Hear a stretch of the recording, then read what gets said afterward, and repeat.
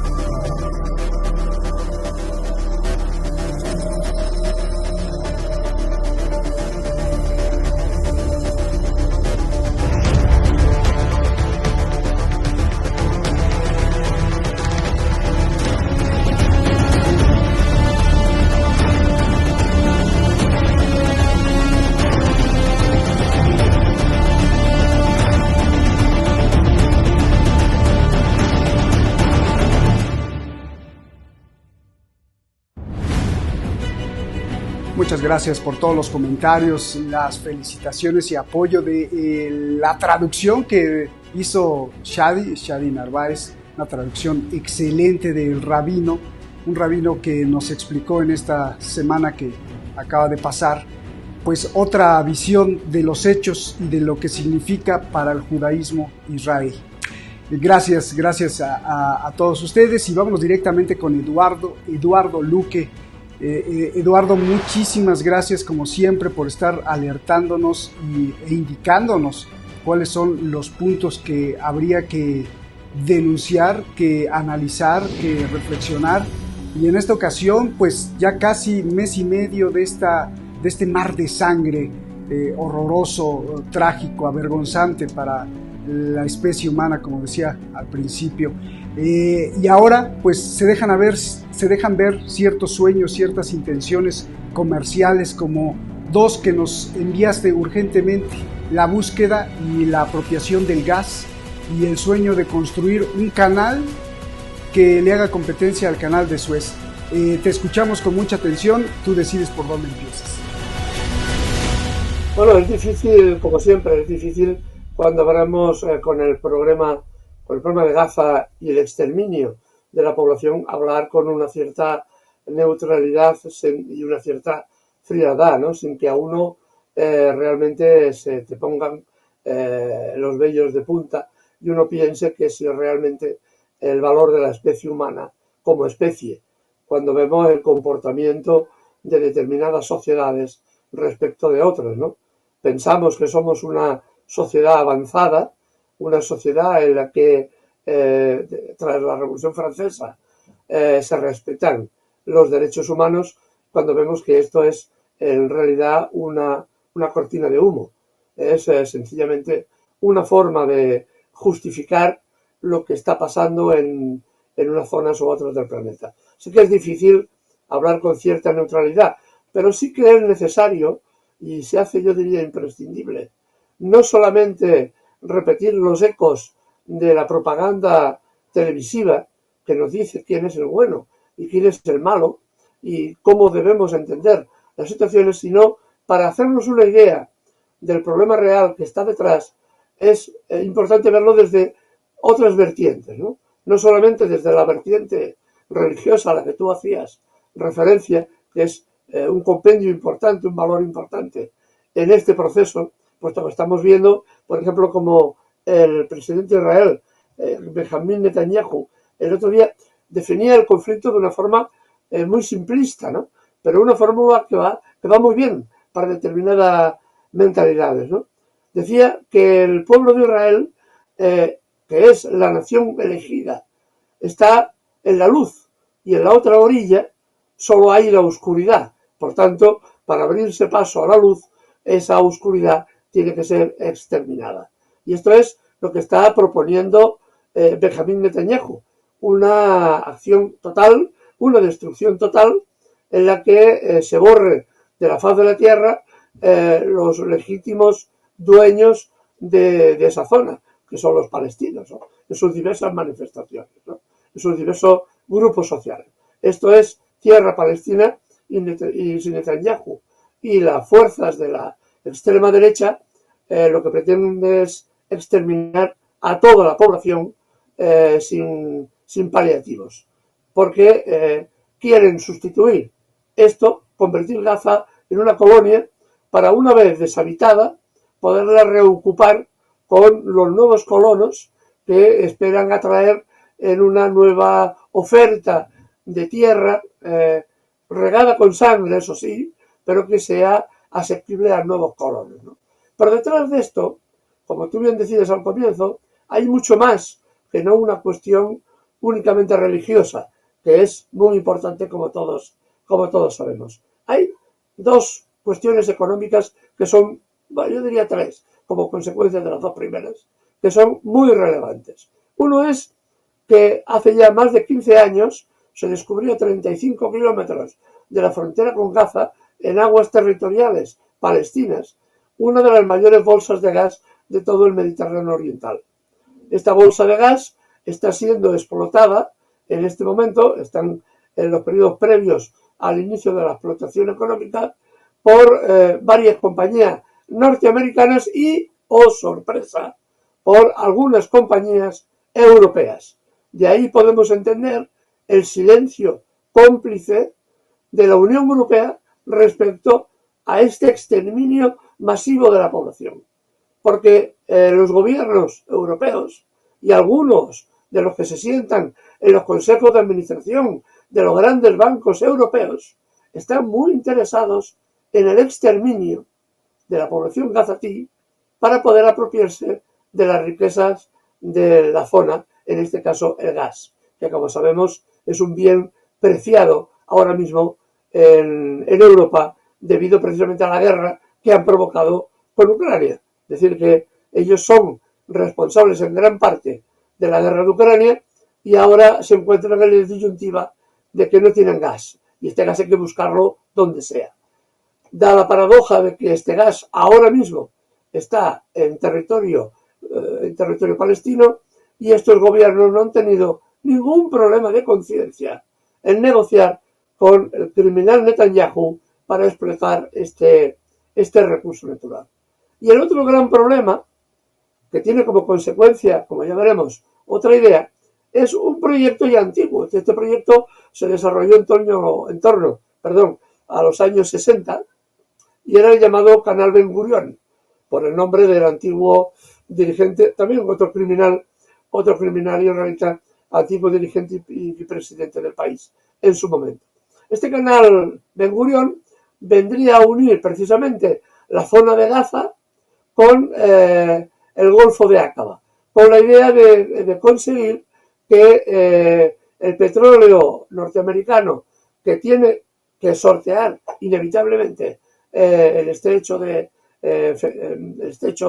Hormuz para alcanzar el canal de Suez y desviarse hacia el Golfo de Aqaba, ese petróleo no pasara por el control de Egipto a través del canal de Suez, sino a través de un nuevo canal que se haría, que es el llamado canal Ben Gurion. Este es un sueño de los años 60.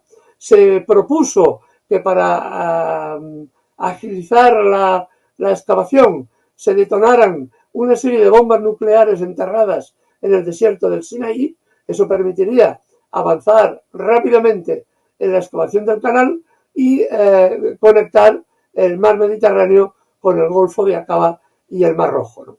Esta es la segunda idea, que por cierto se abandonó. Se ha mantenido como secreto de Estado durante 30 años, y hacia los años finales de los 90 se hizo público la existencia de este proyecto, ¿no? Y ahora el nuevo ejecutivo israelita lo ha vuelto a poner sobre la mesa como una posibilidad. ¿Qué interés tiene para Israel este canal? Más que para Israel, lo tiene para Estados Unidos, porque en la costa del mar Mediterráneo Estados Unidos instalaría bases militares. Ya ha creado la primera base militar dentro del territorio israelí para vigilar específicamente Irán. Instalaría bases militares que impidiesen que China extendiera su proyecto de ruta de la seda energética, que ha de pasar por Irak, ha de pasar finalmente por Siria. Desde esta posición, Estados Unidos podría controlar el acceso de las exportaciones e importaciones de China a través de la ruta de la seda que está diseñando, que en este caso pasa por la India, pasa por puertos iraníes, atraviesa todo Irán, llega hasta Irak, atraviesa Irak y llega hasta Siria. Una parte de esta ruta ya está construida y otra parte se está construyendo a marchas forzadas. Es aquí el interés por parte de Estados Unidos y de Israel de este canal, que, como digo, fue un proyecto abandonado, pero que ahora nuevamente vuelve a tener cierto interés en volverlo a reconstruir, porque limitaría el control de China, las exportaciones e importaciones de China las limitaría, y sobre todo controlaría también la expansión rusa hacia Egipto. Egipto ahora tiene bases rusas de intercambio comercial, pero había la posibilidad de establecer una base militar también en el delta. De esta forma, Estados Unidos aseguraría el control sobre sus dos grandes rivales, China por un lado y Rusia por otro. Esto me recuerda a los acuerdos, creo que de Abraham, que había propuesto o se habían diseñado por el yerno de Donald Trump. No sé si recuerdas, hace unos años, Jared Kushner, que pues prácticamente decía que era pisar lo poquito que quedaba de soberanía, o más bien de idea de que era suyo, de los palestinos, y en una forma de negocio total, arrancar todo Palestina y convertirlo con centros comerciales y trenes elevados y subways y metros y todo esto. Claro que parecería que era sin guerra, ¿no? Obviamente, pues los palestinos dijeron: eso es un atentado a nuestra esencia. Sin embargo, parece ser, y lo traigo a colación, Eduardo, porque lo que estás describiendo suena un poco a la misma intención de Donald Trump cuando era presidente, solo que quizás sin misiles, ¿no? Pero de todos modos era pues prácticamente lo mismo, y esas intenciones se dejan ver ya desde hace mucho tiempo. ¿Es más o menos así, Eduardo? Sí, pero a ver, la propuesta de Donald Trump implicaba el reasentamiento de la población cazatí. Eso también lo implicaba. El problema es que no se decía. Lo que pasa es que todos lo entendíamos, que los acuerdos de Abraham implicaban una humillación enorme y la desaparición de lo poco que queda como tú decías, del Estado palestino, ¿no? Porque Jerusalén, gracias a esos acuerdos, se convertía en la capital de Israel, no la capital de la Palestina ocupada, sino la capital de Israel. Eso implicaba necesariamente el conflicto militar. El problema es de que los presidentes norteamericanos tienen una capacidad muy limitada de acción política. ¿A qué me refiero a esto, no? Tienen una visión cortoplacista de las próximas elecciones, del próximo mes, del próximo titular de prensa, y les importa bien poco o no tienen esa capacidad para analizar las consecuencias de sus actos posteriores, ¿no? Israel vendió la moto, con perdón de la expresión, a Donald Trump, que se la quiso creer, que este enorme cambio que se predecía de trenes, de subterráneos, de autopistas, las iba a financiar y las iba a crear Estados Unidos, lo cual era riqueza para sus empresas de armamento y sus empresas de construcción, cuando sabíamos que Estados Unidos tiene un problema fundamental en este momento, en la época de Trump y en la época de Biden, que es un problema meramente económico. Y doy un dato trascendental. La semana pasada, Estados Unidos no pudo colocar sus bonos del Tesoro a 20 años en las condiciones que pretendía. Es decir, los países que hasta ahora han financiado las guerras de Estados Unidos y las inversiones que hacía en un país y en otro para obtener dividendo, esto lo hacían los países comprando los bonos del Tesoro. Ahora ya no los compran. Y la semana pasada estuvo a punto de producirse un default, una quiebra, puesto que Estados Unidos tiene que revender sus bonos del Tesoro para poder financiarse, porque si no, no tiene capacidad de financiación para mantener las guerras ni los conflictos que lleva a término. Por tanto, si no tiene dinero en este momento, tampoco lo va a tener para invertir en esa zona del mundo. Así que lo único que pretendían era arrebatar a los palestinos Jerusalén y el poco sentido de Estado para poder dárselo a los colonos que Israel intentaba colocar allá, ¿no?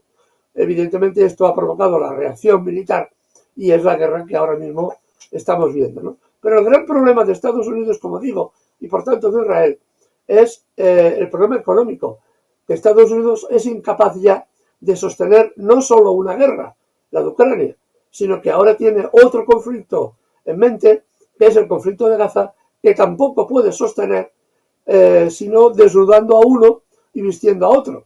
Ha desnudado a Ucrania, la ha dejado sin dinero y ahora lo que tiene lo tiene que invertir en Israel y también tiene hartas dificultades para poder invertir en Israel. Este es el gran problema que ahora tiene Estados Unidos. Como digo, ha estado a punto de default, de la quiebra.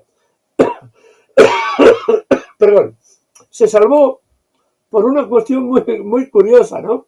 Justamente para cuando ya se sabía que no iba a poder vender sus bonos del Tesoro, o albricias, o suerte inmensa, o maravilla de las maravillas, los que tienen que comprar los bonos del Tesoro son los chinos. Y los chinos ya le han dicho a Estados Unidos que no va a comprar los bonos del Tesoro en la cantidad que Estados Unidos tenía acostumbrado, porque evidentemente ese dinero lo van a utilizar para promover la guerra contra China. Así que China lo que no va a hacer es comprar bonos del Tesoro para promover una guerra contra sí misma, ¿no? China le dijo que no, y el mayor banco de inversiones chino, el ICBC, en aquel momento, justo en aquellos días que tenían que comprar los bonos del Tesoro estadounidenses, sufrieron un ataque masivo de hackers. Mire usted, qué casualidad. Y entonces el tema quedó como que se había recibido un ataque de hackers, el banco no pudo colocar y hemos aplazado el problema para más adelante, ¿no? El problema más adelante fue este miércoles, cuando el presidente chino fue a visitar al presidente norteamericano. Véase, importante, los chinos para eso son muy cuidadosos en los detalles. No fueron a Washington. El presidente chino no fue a la capital norteamericana a entrevistarse con el presidente norteamericano, sino a San Francisco, como diciendo, no, es que tengo mucha faena y no puedo perder otro día más de viaje yendo allí con la parafernalia. Nos vemos en San Francisco, que me pilla más cerca de la costa y del avión.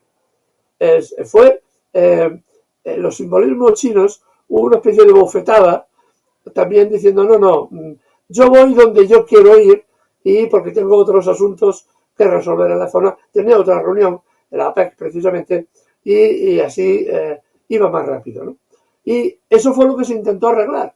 Lo que hablaron de que una mayor conexión, una mayor no sé qué, al final la conversación entre los dos presidentes ha resultado bastante fracaso, porque lo que estaba en juego era el tema de los bonos del Tesoro. Lo único que han conseguido es de que parece ser que hay una mayor conexión entre militares de un bando y otro para que por error no pase alguna desgracia mayor que la que ya está pasando. Y esto fue todo el resultado de la entrevista. Estados Unidos quería que China comprara deuda externa, los bonos del Tesoro, con los que se financia, y China no ha querido.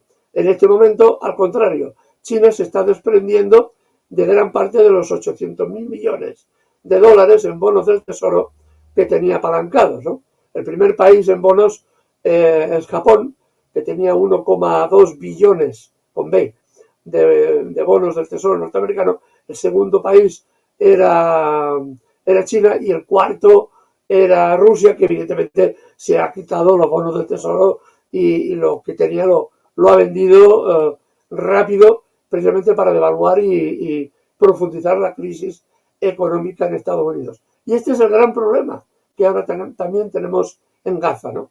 Un país que está inundando de dinero a Israel. Sin este dinero y sin estas armas, Israel no puede ganar la guerra. No puede ganar la guerra. Esto es una cosa que hablaremos después. Y que, por otra parte, Estados Unidos se ve cada vez más limitada para poder financiar todas las guerras que tiene. Tiene un conflicto enorme en Taiwán, que tiene que mantener flotas continuamente en orden de batalla. Tiene un conflicto enorme en Ucrania, que necesita 27.000 millones mensuales prácticamente ahora mismo para poder mantener la estructura del Estado. No ya recuperar territorio en la guerra con Ucrania, sino mantener la propia estructura del Estado. Y no hay dinero. Ya ha hecho Biden y la Cámara de Representantes que no hay dinero para Ucrania. Por tanto, lo que queda de dinero es únicamente para Israel. Y ya digo y repito, sin este apoyo, Israel no puede sostener la guerra, porque para este pequeño país la guerra es una ruina absoluta. Está costando 380 millones diarios, sin contar las pérdidas materiales en vehículos, en logística militar, sin contar los cientos de bajas que el ejército israelita está sufriendo, muchísimo más que lo que la prensa absolutamente amordazada está sacando a la luz, ¿no? Las noticias en este sentido son nada halagüeñas para el ejército israelí, aunque evidentemente no hay comparación posible con el terrible drama del asesinato masivo de civiles en Gaza, que es absolutamente sobrecogedor. Qué bien lo describes ahí. Y oye, y hablando, te voy a hacer dos preguntitas. Hablando de símbolos, ¿tú qué crees que haya sido de Xi Jinping y Biden? ¿Crees que haya sido un desliz de pues su capacidad cognitiva de el señor Biden, que ya está grande de edad, o que fue un símbolo a propósito, el hecho de darle la mano, abrazarlo, reunirse por varias horas y después ahí mismo le dice casi en la cara, porque pues, acaba de terminar la reunión, que era un dictador? Hasta Anthony Blinken nomás hizo la cara así como diciendo no. ¿Tú crees que haya sido un desliz de senil o que haya sido un símbolo? Y dos, nos enviaste un mapa, ahí ya lo hemos puesto, de este canal Ben Gurión, y la pregunta es, ¿qué tanto es para cuestiones de estrategia militar, de contención de China, que ya lo dijiste, y qué tanto es como para hacerle la competencia comercial, entre comillas, al canal de Suez?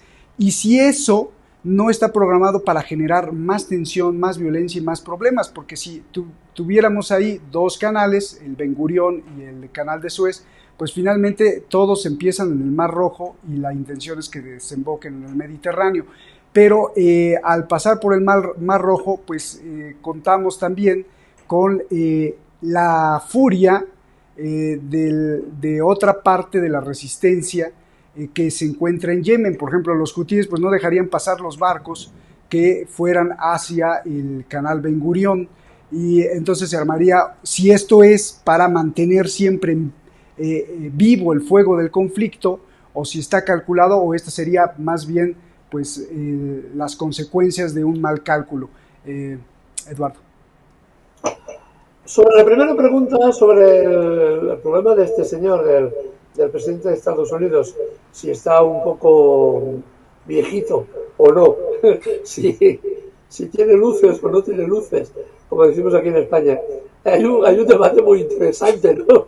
Realmente no está bueno. Yo he leído hasta tesis de psiquiatras y de gente especialista en este tipo de Aquí temas. tengo mi arbolito, ¿eh? Aquí tengo mi arbolito para saludar. Pues realmente hay debates sobre eso. Si este señor es que no está ya en este mundo, en el sentido está o está a ratos, lo que es evidente es que no tiene capacidad para dirigir la política de su país, porque ya se ve la propia, cuando lees la expresión corporal, tampoco hay que ser un especialista para verlo, cuando ves los lapsus de memoria, es un hombre muy mayor, sometido a una enorme tensión, y que realmente demuestra que no está capacitado. Que sea cognitivamente más o menos débil, eso es otro cantar. Pensemos que Ronald Reagan, en la última fase, en los últimos 4 años de vigencia como presidente, no, en los últimos 2, ya tenía Alzheimer.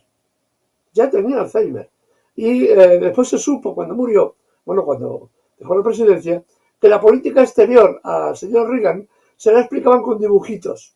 Habían contratado un dibujante de cómics que le dibujaba en una pizarra con dibujitos quién era el bueno, quién era el malo, quién era el chico de la película, quién era el bandido.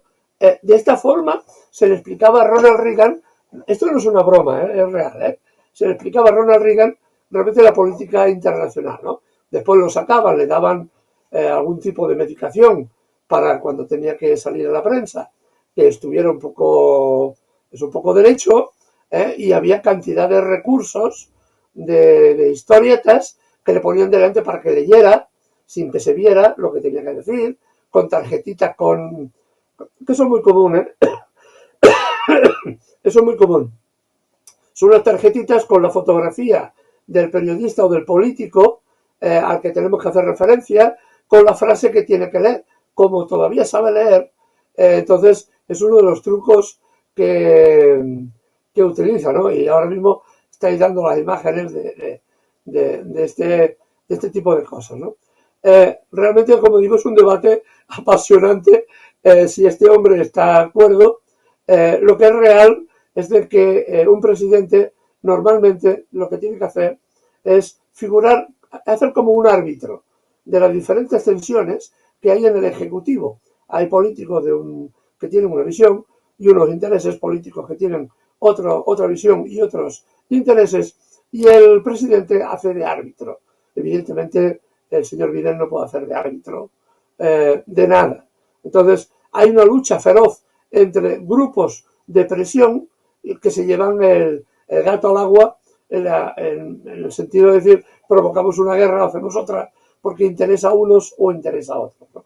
Esta es la realidad de lo que está pasando. Y esto es muy peligroso, porque como vemos, por ejemplo, que el presidente chino está absolutamente cuerdo, también tendrá, como tienen todos, sus tensiones internas entre sectores del Partido Comunista que están dispuestos a pegar un puñetazo en el tema de Taiwán y llevar al país la situación al conflicto militar si es necesario, con otras tensiones, con otros grupos de poder que no lo ven tan claro. En el caso de Rusia, con Putin, con oligarcas que eran pro-occidentales, que han sido devastados en este proceso de guerra, y otro grupo que eran más nacionalistas, pero que Putin tiene que jugar de árbitro, ¿no?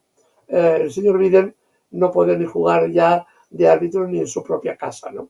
Está incapacitado. Lo que pasa es que lo tienen ahí precisamente porque no representa un problema para nadie. Quien tiene fuerza se lleva el tema a su bando, a su casa, y quien pierde, pues cede esa posición, ¿no?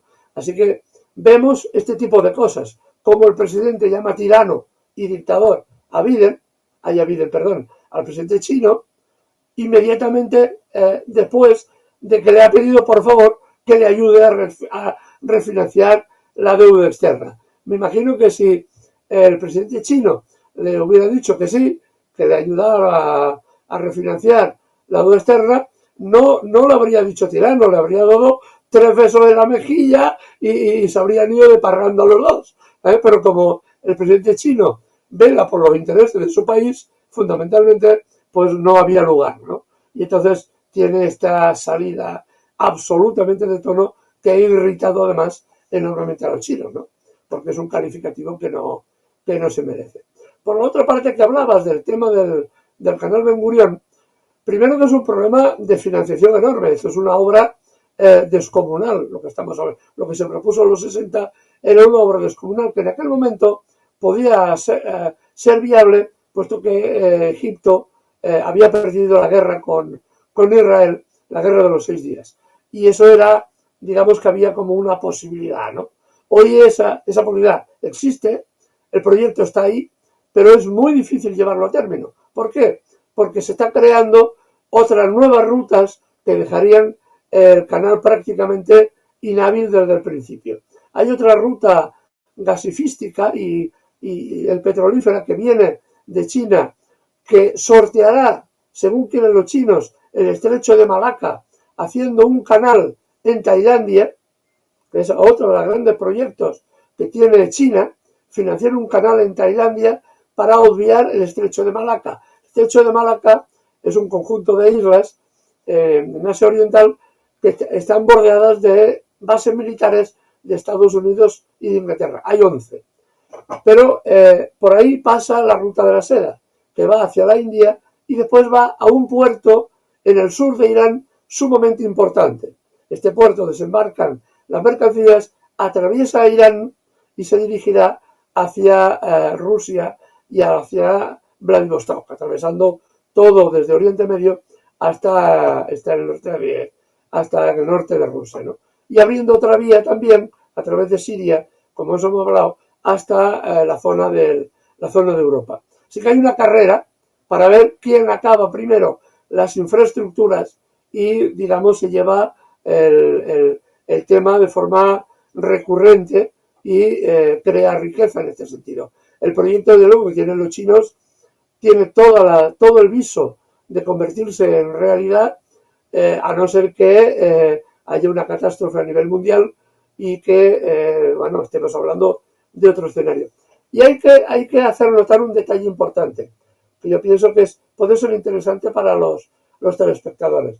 Hace muy poco, hace un par de años, Turquía hizo una propuesta.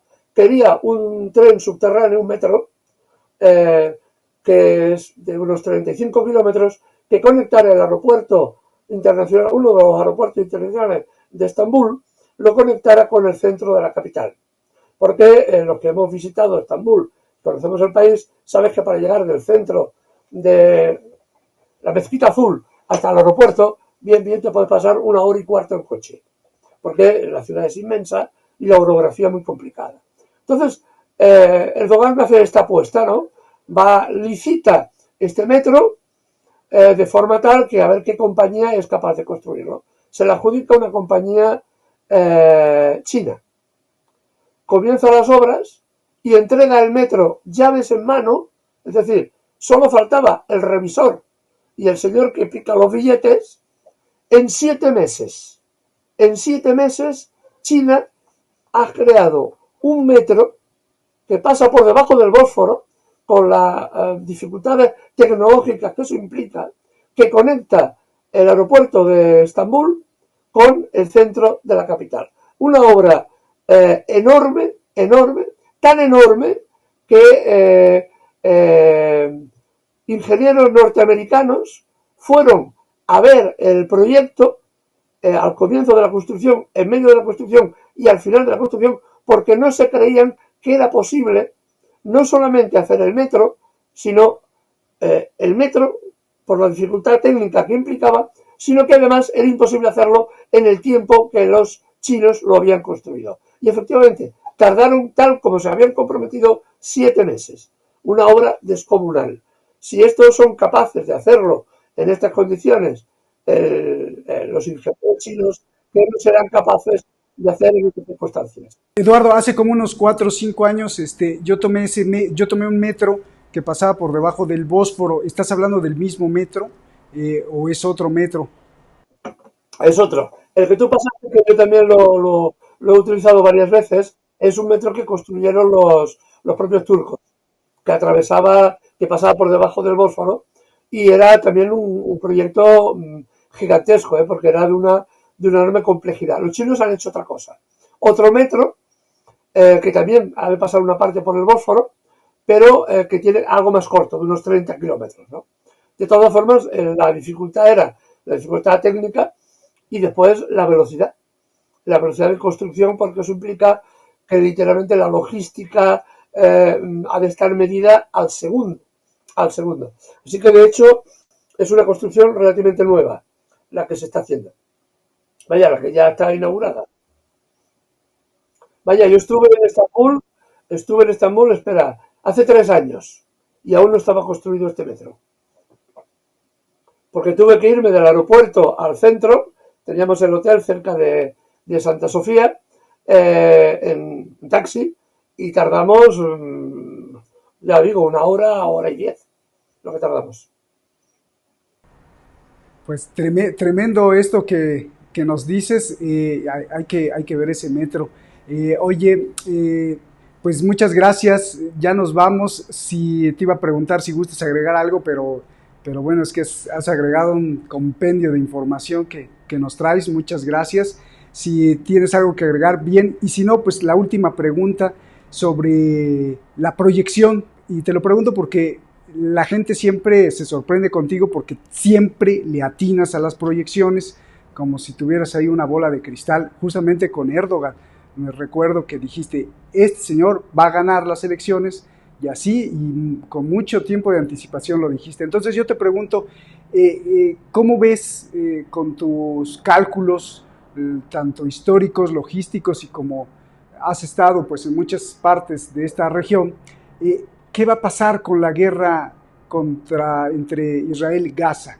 Se va a seguir desangrando a los niños. Es tremendo la cantidad de matazón de niños palestinos gazatíes. ¿A cuándo se van a detener? ¿Van a borrar del mapa Gaza? ¿Qué esperar de aquí a Navidad, por ejemplo, Eduardo? ¿Alguna proyección? Sé que es muy difícil en este sentido porque intervienen tácticas militares de Estados Unidos, de Israel. Estados Unidos está jugando como a ser el bueno, porque de pronto Biden y de pronto la Casa Blanca dice apoyamos a Israel, pero se tienen que respetar los derechos de los gazatíes. Yo pues, me río porque digo, bueno, pues cómo que se tienen que respetar si también dicen que apoyan a Israel. Entonces, intervienen muchísimos factores, pero ¿tú cómo lo ves? ¿Qué esperar para los próximos 4 o 5 meses? ¿Esto va a parar mañana, pasado? ¿Cómo va a parar? ¿Cómo va a desembocar todo? Eduardo. Eso es realmente complicado extraordinariamente, porque las variables que se pueden intervenir son de tal magnitud que desde luego no se pueden a priori hacer un cálculo exacto. Lo que sí yo puedo adelantar por la propia experiencia histórica que tenemos. Es decir, si jamás representa el movimiento palestino de resistencia, la resistencia palestina no perderá esta guerra. Jamás, a pesar de lo que estamos viendo, no va a perder esta guerra. Sencillamente porque los pueblos jamás tienen una ventaja sobre el ISIS o sobre otros grupos que sí eran terroristas. no tenían una base social, no tenían ninguna base social. Eran movimientos, el ISIS, el Daesh, son movimientos financiados por Estados Unidos, el Reino Unido, sin base, sin arraigambre social, sin que nadie los defendiera. Ocupaban un territorio, habían matado a la población originaria y lo habían ocupado ellos. En el caso de Hamás es diferente. Hamás tiene una base social enorme y además, por lo que está haciendo Israel, lo que está es proporcionando cientos de miles de combatientes a Hamás. Porque evidentemente cuando se asesina a tu mujer, a tu hermana, a tu hijo, a tu nieto, a tu vecino, a tu hermano, lo único que queda es la ira y la rabia. Y la ira y la rabia es sobre todo una nueva fuente de nuevos combatientes que aparecerán en el momento que sea. Y por tanto, la resistencia de Gaza no va a morir con que se arrase lo que estamos viendo ahora, Gaza y Cisjordania, que viene a continuación. La resistencia palestina va a seguir, porque está enraizada en el pueblo palestino y ha demostrado una gran capacidad de resiliencia. Yo me acuerdo cuando leía, y a mí me pilló, ya aún era muy joven, La guerra y la batalla, pero sí estuve en un viaje en lo que era la historia de la batalla de Tet en Vietnam, y la explicaban los supervivientes en algunas conferencias que estuvimos en Vietnam. Nos explicaban esta idea, ¿no?, de cómo perdieron una batalla enorme, la batalla del Tet. Fue una gran ofensiva de Vietnam del Norte, del Vietcong, contra Estados Unidos. Perdieron la batalla, perdieron muchos miles de cuadros políticos y militares extraordinariamente experimentados y fogueados, que es muy importante en una guerra, pero fueron capaces de ganar la guerra al final, porque demostraron a Estados Unidos que, a pesar de lo que decían, que Estados Unidos estaba ganando la guerra, demostraron que era al revés, que era el Vietcong quien ganaba la guerra. Y fue tal el impacto psicológico en la sociedad norteamericana que se derrumbó el apoyo estadounidense a sus propios soldados. A partir de ahí comenzaron de alguna forma a ser cuestionados algunas de las enormes matanzas que hacían los soldados norteamericanos en Vietnam. Ahí, en esa derrota del Vietcong, se inicia la victoria del Vietcong. Es decir, que podemos estar viendo un escenario similar, de enorme destrucción, pero que al final de este proceso, evidentemente es terrible el sacrificio inmenso que está haciendo Gaza y el genocidio que se está practicando. Ahora mismo no sabemos cuál es el límite, no sabemos si serán 20.000, 30.000 o 50.000 muertos, lo que haya que poner esta triste balanza, pero lo que yo entiendo es de que jamás las facciones palestinas, que no es solo Hamás, hay 10 facciones palestinas combatiendo ahora en Gaza, acabarán por ganar esta guerra porque demostrarán que la resiliencia del pueblo palestino es superior a la violencia y al exterminio que impone Israel. Israel tiene un problema muy serio ya en este momento. Una guerra en varios frentes que está provocando un movimiento interno de cerca de 250.000 de personas que están abandonando las zonas de conflicto israelitas, tanto en el norte como en el sur, y están huyendo de esa zona de conflicto hacia el interior de Israel, ¿no? Así que Israel también tiene problemas serios importantes. Hace una semana las masas populares intentaban asaltar el domicilio de Netanyahu en una manifestación también no autorizada. Y hay una enorme resistencia interna también a las políticas de Netanyahu. Pasa que la dinámica de la guerra también ayuda a intentar cohesionar un ejército que está sufriendo también, lógicamente, un desgaste importante, ¿no? Porque pensaban que esto era cosa de una semana y media, llevamos un mes y medio y no hay visos en absoluto de que la victoria, que no sabemos cuál es la victoria para Israel, no sabemos cuál es la victoria, porque no hay ninguna montaña que ocupar, ninguna bandera que poner, ningún edificio que conquistar, no hay nada. El guerrillero de Hamás o de las brigadas Al-Qassem es un fantasma. Está aquí, está allá, te puede salir por la espalda, te sale debajo de las piedras, resistirá hasta el último cartucho, no se rendirá jamás. Claro, y esto es un coste también elevado para el ejército de Israel. Así que lo que yo tengo claro es de que la resistencia palestina continuará, a pesar de lo que está ocurriendo en Gaza. Y también intuimos ya que el mundo que va a aparecer tras esta guerra será muy diferente al que nos llevó el 7 de octubre. Las cosas están cambiando y van a cambiar, y la guerra en Gaza va a ser también un elemento de cambio geoestratégico muy importante, como ya veremos. De eso también estoy seguro. Muchísimas gracias, Eduardo. Te agradecemos mucho. Si me permites una cosa, es que leía el otro día la Biblia y medio recordaba un fragmento que yo quisiera utilizar como final de esta tertulia, ¿no? Porque se está diciendo que el terrorismo del Hamás, la venganza por el terrorismo de Hamás, es el exterminio de la población palestina. Pero en la propia Biblia hay una frase que yo pienso que debemos leer y debemos meditar, ¿no? Porque es sabiduría antigua, igual que está el Corán o está cualquier otro libro religioso antiguo, sabiduría antigua que tiene un pozo de inteligencia que hemos de manifestar. La cita es del Génesis 18, versículo 24 y 25. Dice así: si hay 50 justos dentro de la ciudad, ¿destruirás también el lugar y no perdonarás?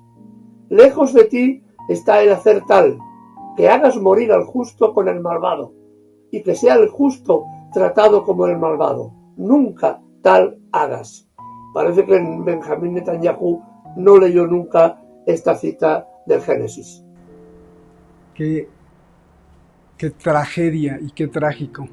Y efectivamente ahí hay pues mucho que analizar.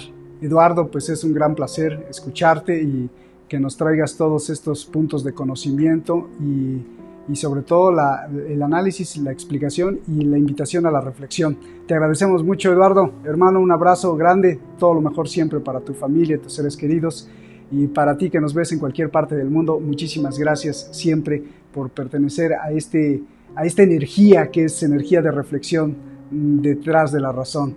Gracias y nos vemos hasta la próxima.